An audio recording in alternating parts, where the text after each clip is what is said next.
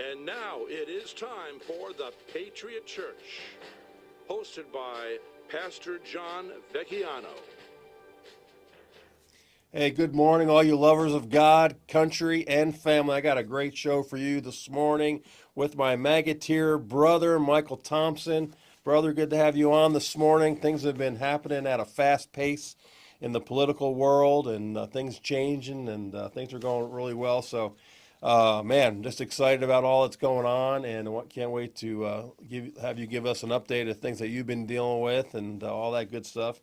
So, a couple of announcements I just want to give you guys real quick. Don't forget, this Saturday, the Patriot Academy is doing their training session in Vero Beach, and uh, Mr. Green's going to be there himself from Patriot Academy, so that's exciting. And then the following Saturday, ablechild.org. Don't forget to get on your website and get tickets to ablechild.org. They're doing their annual fundraiser and also giving away some great recognition for some people that have been doing really well with that as well. And then, of course, don't forget your regular fourth Sunday every month is Patriot Church up in Sebastian. And then Tuesday nights is the regular Bible study saturation time. Wednesday night is our Constitution study as well. So lots of things happening. I thought I'd just share a little bit this morning because we're going to kind of tie in some politics, some what's going on in the money realm of things with cryptocurrency and all that. And I just want to give us a little history here from our book, Socialism, the Real History from Plato to the Present, how the deep state capitalizes on crises to consolidate control. And one of those chapters is called Redistribution is Not Charity. Redistribution is not charity. And in there, do you guys remember Representative J.C. Watts used to be a great football player, Oklahoma, and he became a representative out there in Oklahoma as well. J.C. Watts described politicians as this. He said, and here's a quote, "But I have my thoughts," he says, "and I think that race hustling poverty pimps," is what he called the politicians. And he added, this was February 5th, 1997. He said, "For the past 30 years, our nation has spent $5 trillion trying to erase poverty. And the result, as you know, is that we didn't get rid of it at all." He said, "In fact, we spread it. We destroyed the self-esteem of millions of people, grinding them down in a welfare system that penalizes moms for wanting to marry the father of their children and penalizes moms for wanting to save money. Friends," he said, "that is not right." And the author goes on, he says, "Politicians also may be tempted to redirect public funds as favors and pork projects to loyal party members and supporters who can help them stay in office." So just some great words of wisdom, of course. Things are happening. And so, brother, thanks for coming on this morning. You and I have just become great friends, I think, the last couple of years. And man, I'm just blessed to know you. So what's going on over your side on the West Coast there? Hey, what's going on? Good morning. Yeah, man, just trying to stay after it. You know, getting after it. Politics is never going to end. You know, we're already working on the 2026 election.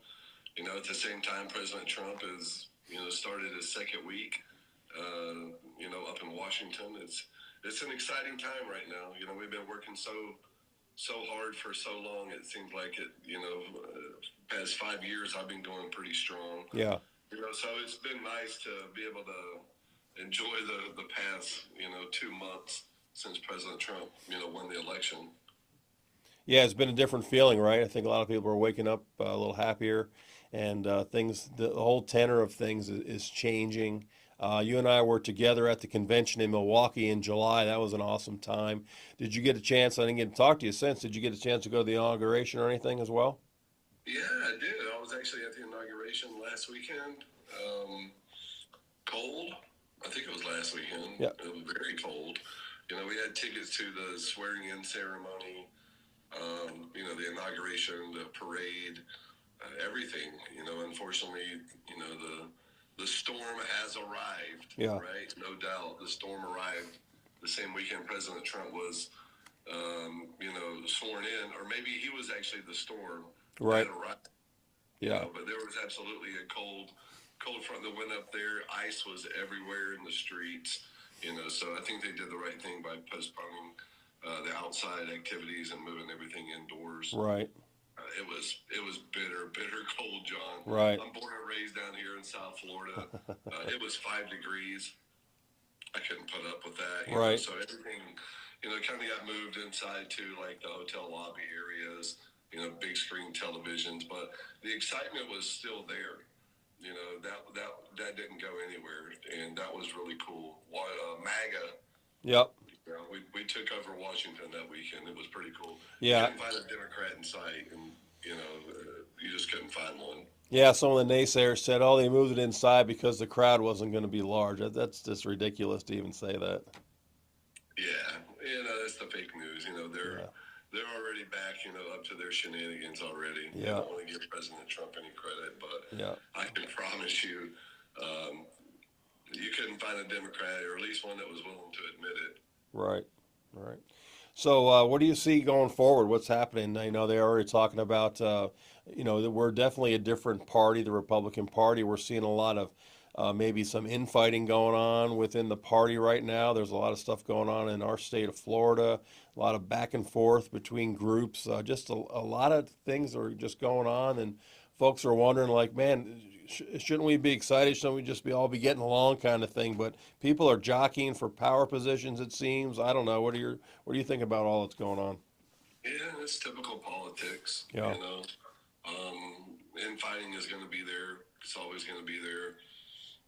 That's the one thing that sets the Republican Party apart from the Democrat Party.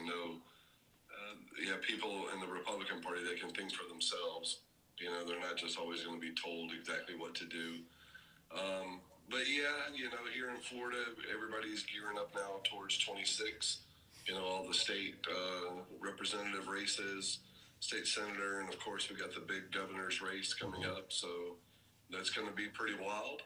I don't know.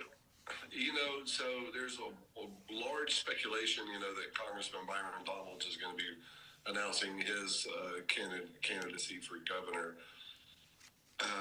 So I was the chairman for Byron's district, his congressional district here in Southwest Florida. Mm-hmm.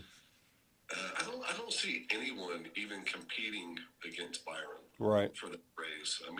He is heavily supported by the president. The president's practically given Byron his campaign team already, so that kind of sends a loud message, to folks like Matt Gaetz, who I'm a big fan of. But in a statewide race versus Congressman Byron Donalds, Mm-hmm. I don't think Matt could, even compete. Right. And I know, folks like whoever up in Tallahassee, Wilton Simpson, any of those, Casey DeSantis, they shouldn't even consider it. They would absolutely get destroyed Mm-hmm. by Byron. So, we're looking forward to that. I hope he runs. So I think we got a bright future for us here in Florida. Great. Great. So you've kind of changed hats a little bit from the last couple of years as chairman, and now you've been getting involved in some of that cryptocurrency stuff. You've been watching that. How's that going, and what do you see on the future of that for the state? Well, yeah, for the state, I think there's plenty of opportunity. So I've been working with some legislatures here in Florida, about creating a Bitcoin strategic reserve for the state. Mm-hmm. Not just what they're talking about nationally. I actually interviewed Senator Cynthia Lummis. She's known as the Bitcoin, senator from Wyoming. She's the one who proposed the legislation to have a strategic reserve for Bitcoin at the U.S. Treasury. Right. That's the legislation that President Trump keeps talking about when he's like, we're going to make Bitcoin a strategic reserve. So that's her bill. I think it's good because, you just look at our monetary policy now, here in this country, it's absolutely a joke. Mm-hmm. We're $36 trillion in debt. Right. And John, how do we get that far in debt in like 20 years? Right. So in 2002, 2003, even with the Iraq war and everything else, our national debt was around $3-4 trillion. Yeah. It's like $36 trillion now. And in 20 something years, it's gone up like tenfold. And it took 200 years to get to 3 trillion. And Yeah. 20 years to go from 3 trillion to 36 trillion. Mm-hmm. You don't have to be a rocket science or a mathematician to figure it out. You've got insider trading from career corrupt politicians in Washington, coupled with Wall Street snakes. Our stock market's rigged. I think people realize that. I think people are looking, to take control of their own financial future. Right. And by investing in crypto, that gives you the power to do so. Decentralized finance. Right. Away from government, control and interference. It's very opportunistic. There's different parts of crypto that's a lot more volatile than other parts of crypto. I tend to invest in the parts of crypto that's not so volatile. I think it's a long-term strategy for me and my investing. Mm-hmm. But also in the meantime, I think it does really provide an opportunity for, people to come in and make a ton of money. Yeah. By spending $50, $100. That's the thing with cryptocurrencies. You don't have to spend like $10,000, or $5,000 or whatever, even Right. hundreds of dollars. You can come in and get started, investing in crypto with just $5, or $3, whatever you want. Right. So I think people should really take a look at it. My sister tried to get me for years to take a look and invest in crypto, and I never did. I was 25 years real estate broker, gold, silver, a more traditional, but I had a friend of mine introduce me to it from a political angle. Right. And that's what got me, interested in it. And, I've been investing in and out of crypto ever since last year. Lost quite a bit of money initially when I first got started, and then did really well, so I'm excited to see what the future holds. That's cool. What do you think about in the state of Florida? We're trying to pass some legislation as well, right, for crypto? Yeah, so a lot of crypto investors and builders, I guess you could say, they don't really have the backing of the government when it comes to laws and regulations, specifically when it comes to banking. So we're trying to be able to have people here in Florida or even in the United States, if you're interested in starting a crypto business, you got to be able to open up a bank account, right? Washington, D.C. has put this thing out there called Choke Point 2.0, right? And it's basically do everything that you can do to shut down any type of crypto business. That's the current position. Well, not the current position, but that was the position of, Joe Biden's administration. Right. If something comes through here, it needs regulation, it needs someone to sign off, approval, and it's crypto business related, it goes to the bottom of the pile. And unfortunately, President Trump is like, that's not going to work for us. Mm-hmm. Or I should say, fortunately, President Trump's like, that's not going to work for us. If we're going to be the leader of the world when it comes to crypto, we got to change our laws. Yeah. So that's kind of like what we're focusing on doing now. Yep. What are some highlights that you're really excited about with President Trump now, what he's really been doing? Wow. I know, right? I know, right? Where do we start? How about the border? Let's Yeah. start with the border. Yeah, that's the first thing, right? Yeah, adios. Yep. It's time to go. I think that's going to do wonders for our country. Mm-hmm. And I think a lot of people in the Democratic areas up north are going to have a lot better understanding of what leadership looks like, when they start having all these individuals removed from their cities and towns. They have been up there causing death and destruction. Mm-hmm. President Trump's leadership is unmatched, and he's unafraid. And that's kind of like what we really need right now. You're going to hear a lot of the lamestream media, come up with these sad stories about, little, Hector was removed from, his family and sent back. Yeah, you know what? Let's talk about Laken Riley, and she was removed from her family as well. She's never coming back. Right. Yeah, a lot of sad stories that have happened because of open borders, because of not punishing criminals and so forth. Yeah. Yeah, there's no accountability, John. You Yeah, know, I mean, that's what we got to get back to in our country. You know, I mean, we're here to help people. America's a big, country with welcoming arms. A lot of people in our country are very generous. I don't think there's any country more generous than right. us. I know there's no government more generous than us. They That's for give money sure. out to anyone, but the individuals here, have a big heart, and we want to help people, but we got to help ourselves first. You Yeah, can't go out there and say, "Hey, I'm going to help you," while you're standing over here with two broken legs. yeah. Or 30, here we are, 36 trillion in debt. I was listening to another guy. Said every 100 days it goes up $1 trillion because of the compounding interest on everything.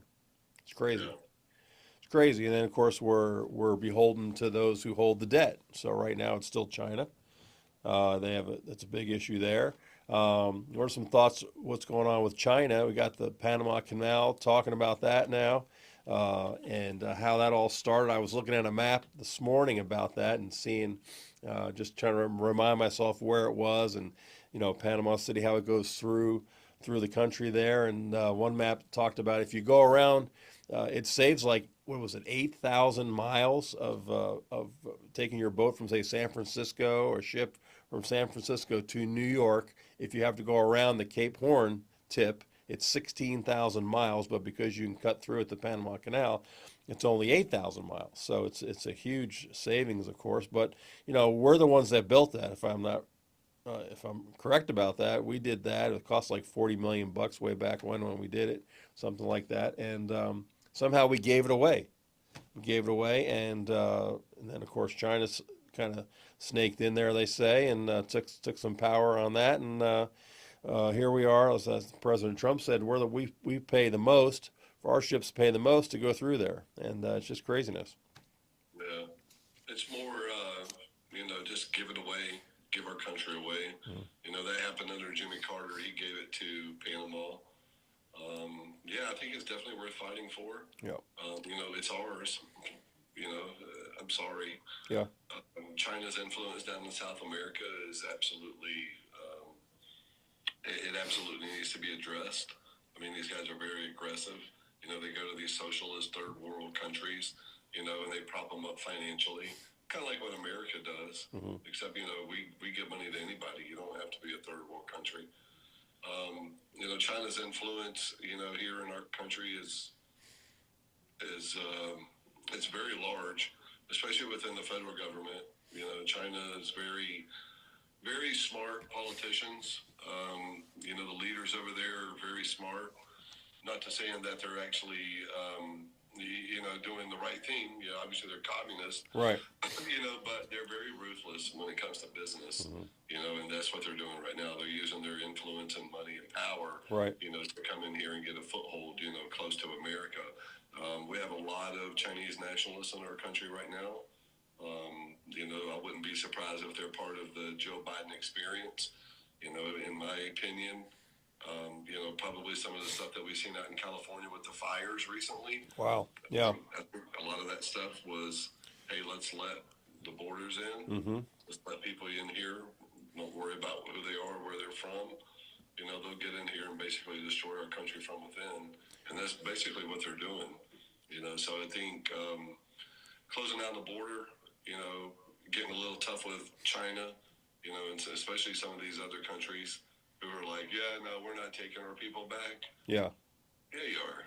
You're definitely going to take them back. yeah, So I think having China in the Western Hemisphere is definitely, something that is of grave concern to me. yeah, yep.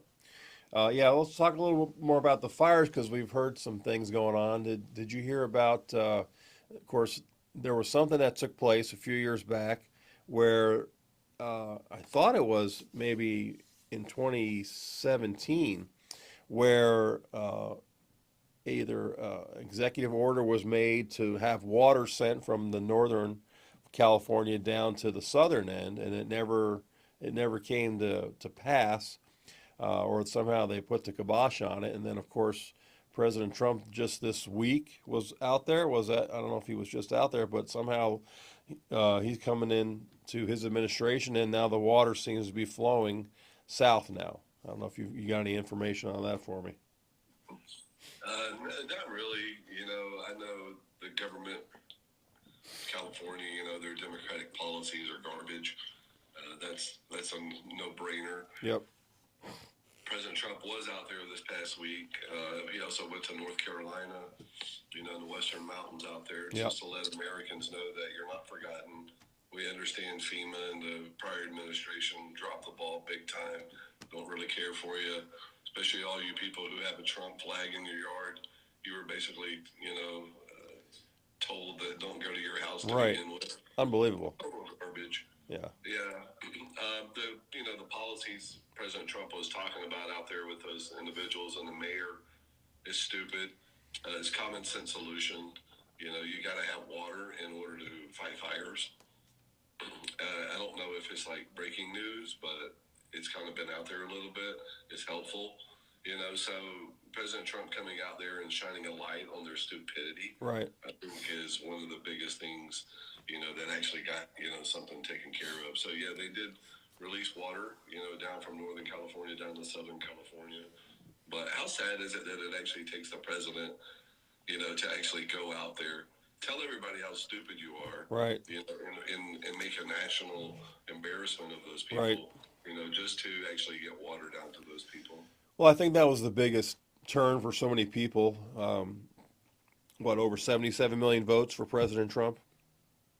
And common sense and accountability. I think those are really the two big words that we've seen. And I think what people really want to understand is that, wait a minute, it's common sense. I mean, it's just things that have taken place, the way things have been run for the last 4 years versus the way things were run the 4 years previous, and then being able to compare those two administrations so clearly. A lot of the church folk were like, hey, we prayed for President Trump to win in 2020. He didn't win. I said, look, do you believe God's in control or not? I said, if the Biden administration had not been there for 4 years, you wouldn't have been able to see how actually crooked and horrible things could really be with a far left agenda like this. Definitely not America first. It's America last. So we're all about America first. And when we talk about America first, as you know, we're talking about putting God first. So, I mean, that's what it's all about. And you can see the attack on the left of God and everything from God all the way down. That has anything to do with America, has anything to do with what it means to be a lover of God, of country, and family. I got a question for you. Yeah. This bishop up there in Washington, D.C. Yeah, I talked about her Sunday a little bit. Yeah, well, that's wild. What are your thoughts on her? Well, I was so sad because that's where I had my graduation from Wesley Theological Seminary, right in the National Cathedral, back in 2013. So the building itself it's just an amazing place. And after the whole woke theology started popping up after 2013, they went in and they took down took down a lot of the stained glass. They didn't want to offend people from some of the certain pictures that were on there. So I heard they took stained glass down and put it into the cellar kind of thing. But when that quote unquote bishop got in there, of course, and I told everybody, I said, you realize that was no sermon. That was supposed to be a prayer gathering. And she got up on a soapbox and tried to spew her leftist, woke ideology. And I heard that she got there because of that senator from Minnesota. What was the woman who was part of the inauguration team, I guess. Klobuchar. Yeah, Klobuchar. So, she just made herself look like an idiot, as far as I'm concerned. And it's just craziness. I mean, to say what she said and has, of course, there's no truth behind it. But again, that's part of that fake, false narrative that the left spews. And again, it's part of the church. Is the church going to stand up and come against that, or are they going to embrace that? Unfortunately, I think the church as a whole, not just she's the Episcopal Church, which has gone woke for a long time. I don't know if they're going to ever come back from that, but it's just sad to see that. And, it's where we are today, and people don't want to talk about politics in the church. Well, there's a great example of it right there. I mean, there she was up on her soapbox, trying to, spew things that of course were not even true. Well, not only that, but it's not even, you know, biblical. It's not even being promoted by the church. Right. Transgender. I mean, she basically got up there and lectured Yeah. the president and vice president of the United States on, you guys should be more compassionate, Right. towards people who don't look like you or dress like you or I don't know, whatever. Yeah. It was such a disgrace to see someone of the cloth stand up there and spill out that type of garbage, knowing dang well that the good Lord doesn't stand for that crap. Well, and like you There's said, so many false prophets. It's not even yeah, funny. and all you have to do is you go back and line it up with the Word of God. I mean, everything she said is not biblical, like you said, and this is part of the problem in the church. When you go woke on your theology, you obviously are erasing some of the foundational truth of Scripture, and that's the big battle. And when we begin to embrace sin, I mean, that's not the good news. To embrace sin, it's to call it out. Yeah, we love you, but if you continue on this path, you're going to reap the not good benefits at all, right? I mean, so the church is in a quandary right now, and again, it's those who are going to stand up, and if they want to be united, they're going to come under the banner of our Lord and Savior, Jesus Christ. And that's one of the things I loved about the convention that we went to in July. I mean, I really felt like at so much of that convention, people sharing and people just, it was almost like being at a revival service because it was so, just the way people said things and spoke and people hanging out and thinking, okay, well, I don't really have anything in common with this young TikToker, or so to say. But when she got up and spoke, I can't remember her name, but she was the one who talked about her dad, who challenged her to not buy the false lies that she was listening to, but to seek out the truth herself. And she went and did that, and there she was speaking at the conference, at the convention, and she voted for Trump. Where she was, her friends probably don't. So it was pretty wild.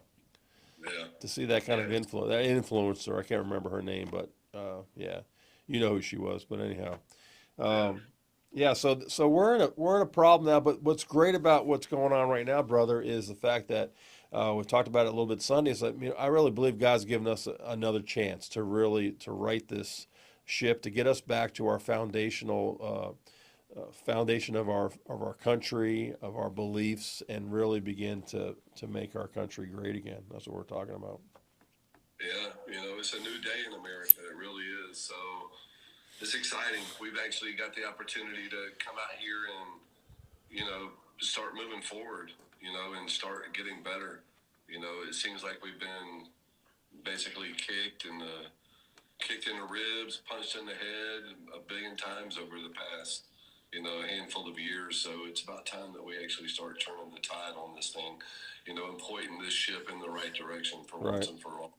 Yeah. I think a lot of people have woken up and seen the garbage that, our government provides. And I think people are tired of it.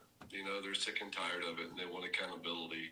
Even the independents and Democrats, voted for Trump. Yeah. I'm sorry. Once that happens, you've got a mandate. So everything that you're seeing President Trump do up in Washington right now is basically delivered, by the American people. He won not only, the Electoral College, but the popular vote as well. Yeah.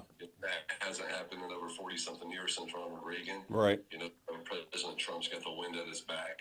He's got the American people at his back. And it's time to go out here and start cleaning the house. Yeah, definitely don't want to be complacent. One of my guys at church gave us a picture that Sunday after the election and said, hey, look at this as, we've just hit the beaches of Normandy, now we're going to take back the land. We're going to win this. So not to be complacent. Don't everybody sit back and say, hey, now Trump's in, I'll just wait for everything to happen. Maybe the gas prices will go down, food prices will go down, whatever. No, this is the perfect opportunity for the church to be awakened. It's a perfect opportunity for people to get involved, to stay engaged on what's going on, because now you have support. Before you're trying to get engaged, before you're trying to make things happen, you're being fought and stopped on every avenue you're going because they wanted to stop you from doing what's right, from speaking the truth. But now, with the things that are going on with Elon Musk and so many others, opening up platforms for people that want to be conservative and want to speak the truth. It's a great day now. Like you said, it is a new dawn, a new era, and we just got to keep pressing on and standing firm and standing fast in our Lord and fight this good fight, brother. Yeah. Yeah, Elon Musk, I tell you what's up with that guy, man? He's gotten very vocal. Yeah. Obviously about politics, which is, obviously encouraging, considering the last guy who ran Twitter basically kicked me off and told me I'm a domestic terrorist. Right. That was interesting. But, yeah, good for Elon. I hope him and his group from Doge, Department of Government Efficiency, right, they can get up there and start cutting back some of the, the swamp, start saving some money, start paying down this national debt, and, yep, bring some, sensibility back to government. It needs to be run as a business, that cares. It doesn't need to be run as basically a nonprofit welfare machine. And then we'll sit and worry about how to pay for it later. I'm sorry, it doesn't work like that. Yeah. So hopefully common sense, like we talked about earlier, is actually coming back into government. But I'm gonna hold out and, wait and see what it looks like at the very end. I'm not buying into it right now. Yeah. President Trump did really well the first time he was up in office. He had a Republican Congress at that point as two, and he was faced with a lot of pushback. He's already been faced with a lot of pushback from his nominees, for FBI. Right. Look what happened with Pete Hegseth with the Department of Defense. These Democrats are obviously going to push back because that's what they do. When Biden was in office, unfortunately, the Republicans roll over because that's what they do. They didn't put up any objections, to any of the people that Biden wanted in there. And, of course, the Democrats now are going to put up every objection, to President Trump's picks. And the sad thing is, some of the Republicans are going to do the same as well. Yeah. Susan Collins, Lisa Murkowski, Mitch McConnell. Those three rhinos. They're worse than rhinos. Absolutely. Absolute rhinos. They need to go. It would be great if President Trump, could put in an executive order, because I know you're never going to get Congress to pass it. But one that would eliminate, that would enforce, term limits. But I think we need to have one that is an age restriction. Yeah. You have to have some type of mental, clarity sure. about yourself.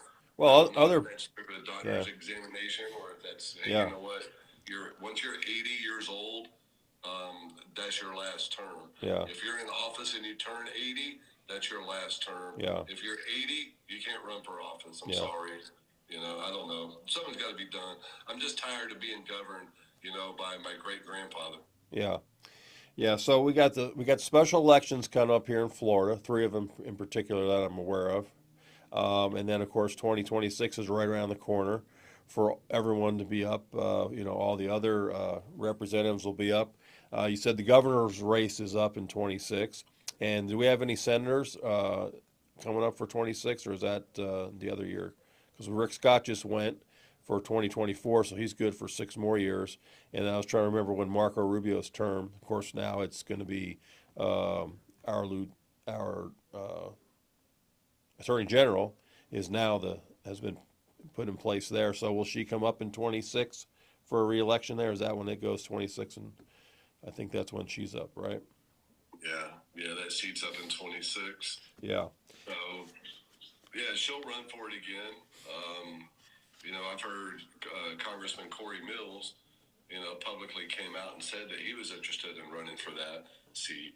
he's a big time MAGA champion. Yeah. He's absolutely awesome. I love Corey Mills, Congressman Corey Mills. The guy's an American hero. You know, he flew over to Afghanistan. Right. You know, him and his group on his own dime, you know, and helping rescue Americans. Did the same thing with him, his group that ran down to Haiti and other places as well. The guy is just really a hero, and he's a true fighter for MAGA and Florida. Not to say that, you know, Ashley Moody's not, but I don't really know her that well. You know, and the fact that, you know, she's unknown, not interested. I would support Corey Mills in a heartbeat because I know who he is. I know his heart. I know his passion. You know, I don't know too much about her. Not to say that she won't do a good job, but she's no Corey Mills. Yeah. Yeah, let me give you this quote as we're getting ready to wrap it up here. This is from that book again, our socialism book. James Buchanan Jr., he received the Nobel Prize in Economics in 1986, and he examined how politicians make economic policy decisions. And he said this, he discovered that if politicians are up for re-election, they tend to vote to increase debt so they can direct money to their districts, as this will help them get reelected, but they will not vote for corresponding tax increases to pay for it, as this will hurt their reelection. Buchanan discovered that rather than being disinterested public servants, a large percentage of career bureaucrats are primarily interested in self-preservation, and it's natural for people to want to keep their jobs. When millions of people work for the government, there is a collective desire for it to get bigger as job security, creating an enormous deep state bureaucracy. Government employees are tempted to use their positions to perpetuate their jobs while harassing, auditing, leaking, investigating, and prosecuting those who threaten to eliminate their jobs. I mean, that was from 1986. That thing's ringing true today with the pink slips that President Trump's giving out. You got Doge kicking in. I mean, things are happening. We got new leaders coming in here. We're going to clean house, and hopefully it'll be great. But then you got this re-election every 2 years, so they're always in re-election mode. So how do folks feel? What kind of encouragement could you give people who feel like, you know what, we got the same person that keeps winning over and over again. We can't seem to get him out. We can't seem to get a real conservative person there. What kind of advice can you give folks that are really looking to help make a change on that grassroots level? Yeah, just get active. Never surrender. You know, go get it. Really, it's a game. You know, if you don't like who you've got representing you, you got to replace them. I know it's tough. It's a machine that you're going against, but you know, at the end of the day, we're the people. You just have to get out and start, you know, talking to your neighbors, and you know, doing the hard work. That's what it takes in order to win. You know, we're going against a machine that basically says, don't even question us. Mm-hmm. So that should give you every reason to actually question them. Right. It's so fake. You know, a lot of the government type is. I think we ought to change our laws where, you know, it's not every 2 years that you actually get 4 years of service. I think people get up there and on 2-year terms, they're kind of, okay, I want to get out here and, you know, like do some really cool stuff, but, you know, I also want to get reelected. Yeah. I mean, that's politicians, you know. The first thing they want is to get elected. Second thing is to get reelected. And third, what office am I running for next? Right. And that's the mentality that a lot of these individuals have. You know, I think a lot of them went up there with the fact that, hey, you know, I'm fresh out of the academy, you know, like the police officer, I'm here to change the world. But, you know, they get up there and then, you know, quickly soon realize that, you know, you're not going to be able to do it by yourself. Right. The system is so rigged and it's so nasty already, you know, that you're basically, you know, having to climb 1,000-foot wall in order to accomplish what you want to. You know, so a lot of people just kind of fall into the system. Sure. And that's the way it's designed. Yeah, it's definitely changed. But, you know, as I keep reading and doing my research and looking back at the history of that, I was pulled out another book off my shelf talking about saving the Constitution, because we've been talking about My message last Sunday was a republic if you can save it. I thought we were beyond. I really believe we're beyond what Ben Franklin said. We're a republic if you can keep it. We're in the quote unquote salvation mode of our country. We've been given one last chance, I believe, to like you were saying, right this ship. Because if it had, I mean, it was close. If we had lost, 2024, I don't know if we could ever come back from that because it would have just gone spiraling down big time. Yeah, absolutely. I mean, it was already going down like that. Yeah. So the continuation of disaster after disaster, there's no way. Yeah. Look, our country's made a lot of, mistakes and done a lot of stupid things in the past, but, those are our elected leaders. That's not the people of our country. Yeah. The people that live in our country are awesome. They have such huge hearts. That's the heartbeat of America. That's what people want back. When you've got illegals on television being interviewed saying there's no American dream, we're going back, that's when you know it's tough. Right. When illegals are like, yeah, this sucks, we're out of here. What? That's just absolutely horrible. And Right. you're only going to get that, from a tyrannical government. Obama. Go back to even George Bush, with the Patriot Act. We need to repeal that. That's caused Americans, so much, heartache and pain, of being spied upon by our own government. It's total, anarchy. It really Right. is. It's the government basically controls everything. And, a government too big, needs to be reeled in, So there's a lot of tough days ahead. It's great to have President Trump leading us right now, but you still have a deep state bureaucrat, government, that needs to be cleaned. And Yeah. right now we're just focusing on trying to clean up our country, Yeah. Versus clean up our government. But Yeah. hopefully that's going to start here soon. Yeah. Well, that's good news. Well, hey, man, it was great to be with you this morning. Thanks for tuning in with me, and look forward to doing it again real soon. And we get close to each other again, we'll go get some lunch or something. But God bless you and your family, Lord, and all that's going on, and future things that are going on. Look forward to getting with you soon, brother. Amen. All right. God bless you, man. You too, brother. What a great, as being the chairman, as you know, of the Republican Party is kind of a tough job. You do have those moments, where you can sit back and smile and take a look around and say, man, I'm surrounded by some really cool people. You and your family are definitely, one of those. Our relationship has been very good. I think we're both, well-balanced, hard-working professionals and, Christians, and we want to see the right thing done. Yeah. And obviously you're doing big things over there. So thank you so much for inviting me. It's always good to get up here and be able to sit down and talk with you. Thanks, brother. I'll see you soon. God bless you. All right, bye-bye. God bless you.